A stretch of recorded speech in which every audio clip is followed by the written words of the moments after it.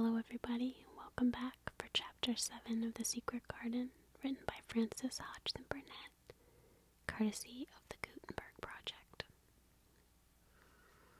Chapter 7, The Key to the Garden. 2 days after this, when Mary opened her eyes, she sat upright in bed immediately and looked to Martha. Look at the moor, look at the moor. The rainstorm had ended, and the gray mist and clouds had been swept away in the night by the wind. The wind itself had ceased, and a brilliant, deep blue sky arched high over the moorland. Never, never had Mary dreamed of a sky so blue.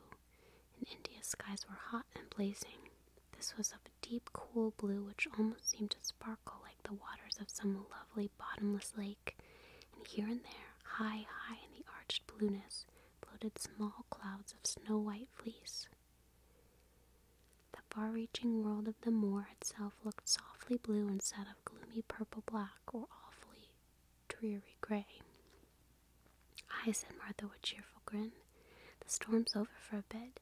It does like this at this time of year. It goes off in a night like it was pretending it had never been here and never meant to come again. That's because the springtime's on its way. It's a long way off, but it's coming."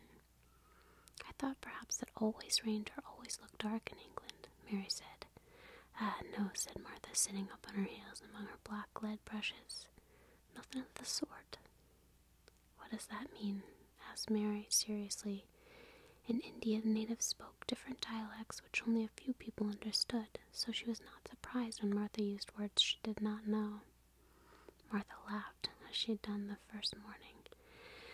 "There now," she said, "I've talked broad Yorkshire again like Mrs. Medlock said I mustn't. Not of the sort means nothing of the sort," slowly and carefully, "but it takes so long to say it. Yorkshire's the sunniest place on earth when it's sunny. I told thee that I'd like the moor after a bit. Just you wait and see the gold-colored gorse blossoms and the blossoms of the bloom, and the heather flower in all purple bells, and hundreds of butterflies fluttering, and bees humming, and skylarks soaring up and singing. You'll want to get out on it at sunrise, and live out on the day like Dickon does." "Could I ever get there?" asked Mary wistfully, looking through her window at the far-off blue. It was so new and big and wonderful, and such a heavenly color. "I don't know," answered Martha. "Thou's never used the legs since thou were born, it seems to me. Thou couldn't walk 5 mile.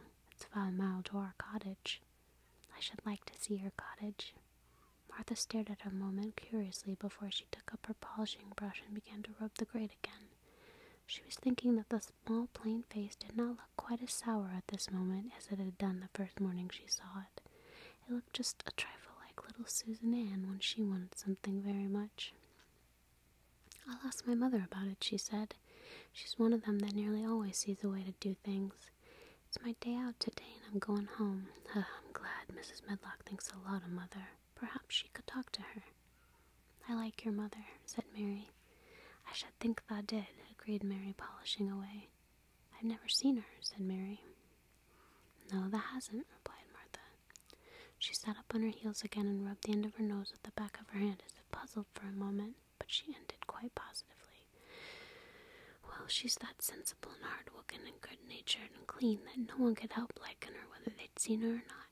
When I'm going home to her on my day out, I just jump for joy when I'm crossing the moor." "I like Dickon," added Mary, "and I've never seen him." "Well," said Martha stoutly, "I've told thee that there are very birds like him, and the rabbits and wild sheep and ponies and the foxes themselves. I wonder," staring at her reflectively, "what Dickon would think of thee." "He wouldn't like me," said Mary in her stiff, cold little way. "No one does." Martha looked reflective again. "How does thou like thyself?" she inquired, really quite as if she were curious to know. Mary hesitated a moment and thought it over. "Not at all, really," she answered. "But I never thought of that before." Martha grinned a little as if at some homely recollection. "Mother said that to me once," she said. "She was at her wash-tub, and I was in a bad temper and talking ill of folk, and she turns round at me and said, 'Thy young vixen, thou. There thou stands, saying thou doesn't like this one and that one, doesn't like that one. How dost thou like thyself?' It made me laugh, and it brought me to my senses in a minute. She went away in high spirits as soon as she'd given Mary her breakfast. She was going to walk 5 miles across the moor to the cottage, and she was going to help her mother with the washing and do the week's baking, and enjoy herself thoroughly. Mary felt lonelier than ever when she knew she was no longer in the house. She went out into the garden as quickly as possible, and the first thing she did was to run round and round the fountain flower garden 10 times. She counted the times carefully, and when she'd finished, she felt in better spirits. The sunshine made the whole place look different. The high, deep blue sky arched over Misselthwaite as over the moor, and she kept lifting her face and looking up to it, trying to imagine what it would be like to lie down on one of the little snow-white clouds and float about. She went into the first kitchen garden and found Ben Weatherstaff working there with 2 other gardeners. The change in the weather seemed to have done him good. He spoke to her of his own accord. "Springtime's comin'," he said. "Can thou smell it?" Mary sniffed and thought she could. "I smell something nice and fresh and damp," she said. "That's the good rich earth," he answered, digging away. "It's in a good humor, making ready to grow things. It's glad when plant time comes. It's dull in the winter when it's got naught to do. In the flower gardens out there will be stirring down below in the dark. The sun's warming 'em. You'll see bits of green spikes sticking out of the black earth after a bit." "What will they be?" asked Mary. "Crocuses and snowdrops and daffodillies. Hast thou never seen 'em?" "No, everything is hot and wet and green after the rains in India, and I think things grow up in a night." "These won't grow up in a night," said Weatherstaff. "They'll have to wait for 'em. They'll poke up a bit higher here and push out a spike more there and uncurl a leaf this day and another that. You watch 'em." "I'm going to," answered Mary. Very soon she heard the soft rustling of flight of wings again, and she knew at once that the robin had come again. He was very pert and lively, and hopped about so close to her feet, and put his head on one side, and looked at her so slyly that she asked Ben Weatherstaff a question. "Do you think he remembers me?" "Remembers thee?" said Weatherstaff indignantly. "He knows every cabbage stump in the gardens, let alone the people. He's never seen a little wench here before, and he's bent on finding out all about thee. That's no need to try to hide anything from him." "Are things stirring down below in the dark in that garden where he lives?" Mary inquired. "What garden?" grunted Weatherstaff, becoming surly again. "The one where the old rose trees are," she could not help asking, because she wanted so much to know. "Are all the flowers dead, or do some of them come again in the summer? Are there ever any roses?" "Ask him," said Ben Weatherstaff, hunching his shoulders toward the robin. "He's the only one as knows. No one else has seen inside for 10 years. 10 years was a long time, Mary thought. She'd been born 10 years ago. She walked away, slowly thinking. She'd begun to like the garden just as she'd begun to like the robin and Dickon and Martha's mother. She was beginning to like Martha, too.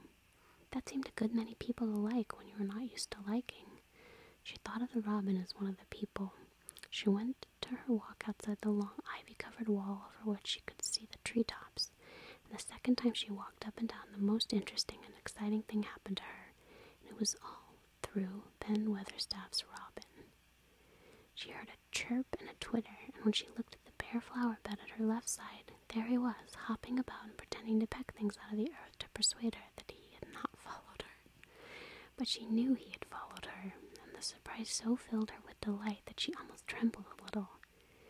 "You do remember me," she cried out. "You do. You are prettier than anything else in the world." She chirped and talked and coaxed, and he hopped and flirted his tail and twittered.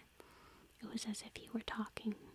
His red waistcoat was like satin, and he puffed his tiny breast out and was so fine and so grand and so pretty that it was really as if he were showing her how important and like a human person a robin could be.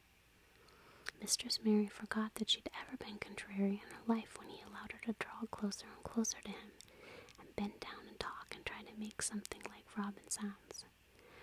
Oh, to think that he should actually let her come as near to him as that. He knew nothing in the world would make her put out her hand toward him or startle him in the least tiniest way. He knew it because he was a real person, only nicer than any other person in the world. She was so happy that she scarcely dared to breathe. The flower bed was not quite bare. It was bare of flowers because the perennial plants had been cut down for their winter rest. But there were tall shrubs and low ones which grew together in the back of the bed, and as the robin hopped about under them, she saw him hop over a small pile of freshly turned up earth. He stopped on it to look for a worm. The earth had begun to turn up because a dog had been trying to dig up a mole and had scratched quite a deep hole. Mary looked at it, not really knowing why the hole was there, and as she looked, she saw something almost buried in the newly turned soil. It was something like a ring of rusty iron or brass, and when the robin flew up in a tree nearby, she put out her hand and picked the ring up. It was more than a ring, however. It was an old key, which looked as if it had been buried a long time. Mistress Mary stood up and looked at it with an almost frightened face as it hung from her finger. "Perhaps it has been buried for 10 years, she said in a whisper.